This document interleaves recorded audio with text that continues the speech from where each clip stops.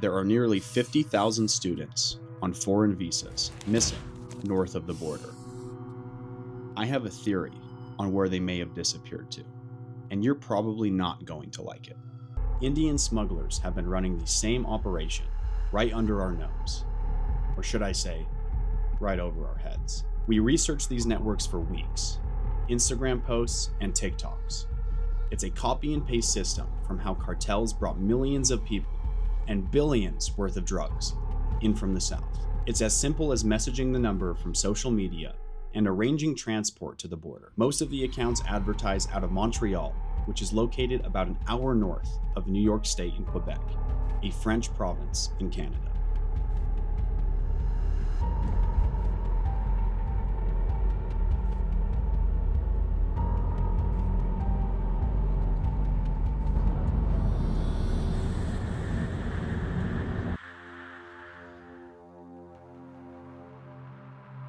So I just arrived in Montreal from Brampton, and for the past day or so, I've been speaking with a man named Raj. He has a Chicago-based phone number, and I found him actually originally openly advertising human smuggling, basically operations coming from Canada into the United States of America. So I shot him a text, we've been going back and forth, and he basically responded immediately and said that yes, we'll get you and your family smuggled into the United States of America. He believes I am coming with my wife and child at the moment. Not only that, he has also arranged me a job in Chicago that includes transportation, so I get a car, I get food, and I get a place to live full time. So pretty wicked deal if you're an illegal immigrant, essentially just trying to cross into the United States of America. Everything is set and ready for you. It's absolutely shameful. That's Taylor Hansen reporting from Turning Point USA, the Frontlines division over there. And it's an incredible report that's now up on their X page. But folks, he's highlighting something very, very important here, and that's how open our northern border is. Now, it's not, of course, our fault. The United States is doing its very best to protect it, but it's the fault of the Canadian government. They have left that border wide open, and so much has happened over these last few years. Now, in recent time, you probably may have seen this. A Pakistani national was actually accused of trying to plot an ISIS terror attack in New York City. He was actually looking to go after a Jewish community center in Brooklyn, New York. And well, he was looking to do so by traveling in through our northern border. And there's been several of these types of Islamic terrorist attacks, the plots itself being carried out. And of course, it's happening because the Canadians are refusing to control the border. They're refusing to protect it. And so many people don't realize how much of an issue the northern border actually is. It's massive. When you take a look at the numbers as to how many suspected terrorists have been able to make their way possibly into the United States, but they were intervened obviously by Border Patrol. That's what their goal was to get into the U.S.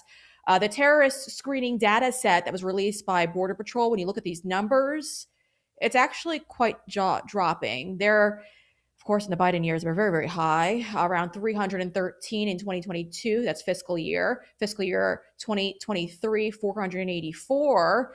And then the list goes on and on. But President Trump is trying to put an end to all of this, and he's trying to wrangle in the open northern border that we could blame this on Canada with.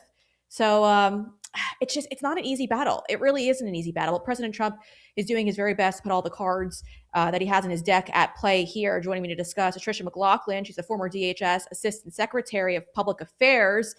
And Tricia, it's great to have you on the show today because you and I have actually spoken about this previously. I don't understand how more people don't know about this. The northern border is very, very open, and it's not because of us. Our government tries its very best to close it down, but the Canadians aren't doing their part at all. So I kind of want you to walk us through the national security issue here with our northern border.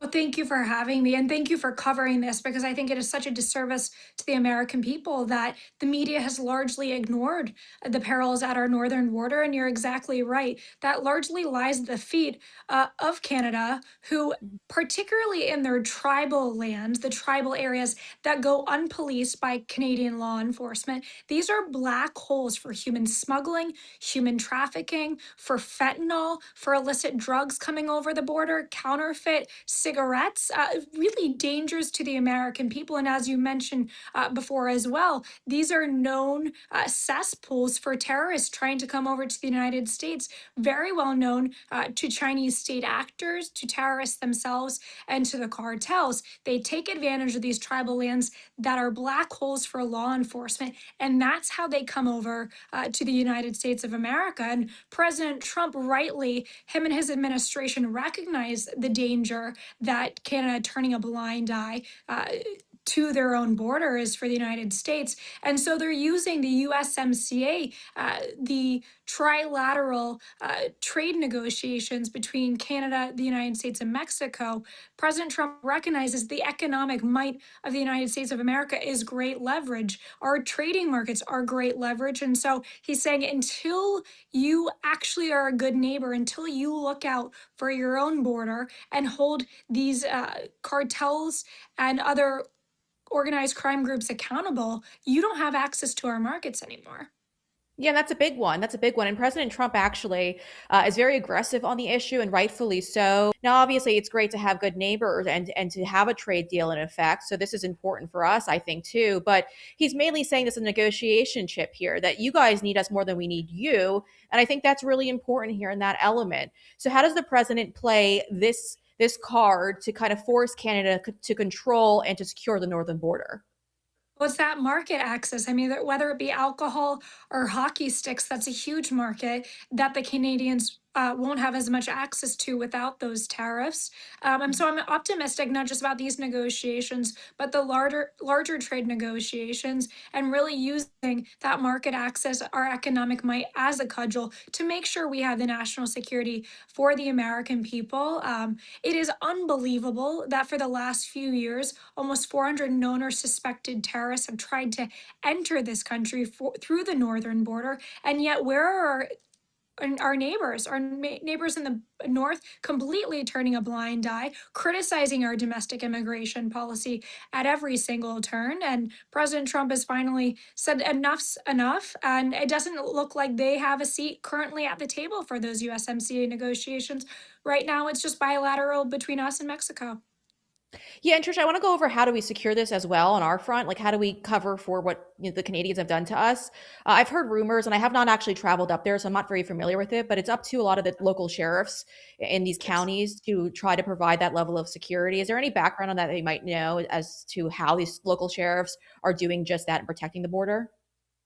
Yeah, I know when I was at the Department of Homeland Security, we were trying to create a framework beyond, of course, the law itself, but as well as actually using a blueprint to make sure that there's a more uniformed approach across the board, especially when it comes to resource allocation. What we were seeing was a lot of the northern border patrol agents were getting the same equipment or similar resources to those that were at the southern border. Of course, you need snow equipment, you need chains for your tires. It's logistically a completely different game. The cartels know that, the terrorists and bad actors who are trying to come over to the United States know that. So, a big mission for the Department of Homeland Security is making sure those resources themselves are getting to the northern border and our border patrol agents too. But also, I mean, the work you're doing, shining a light to this fact that this is a danger and Canada needs to be held accountable, and that the United States has to be on high alert. We can't rest on our laurels that the border is closed. Yeah, no, we can't. We can't. And just one more final thought from you in all of this. If you're advising Canada right now, what advice would you have for them? Because obviously the deal expired last month, and they are very willing and ready to make a deal with President Trump. So, what would be your advice for them? Uh, it- President Trump is quite the deal maker, and I think it's in Canada's best national security interest to really be a true partner to the United States of America, not just for their economic interests, not just to have access to this trillion-dollar market, but when the United States is safe, the rest of the world is safe, and that includes Canada. Yes, it does. It does. Tricia McLaughlin, thank you as always. We greatly appreciate your time. So, thank you. Thank you.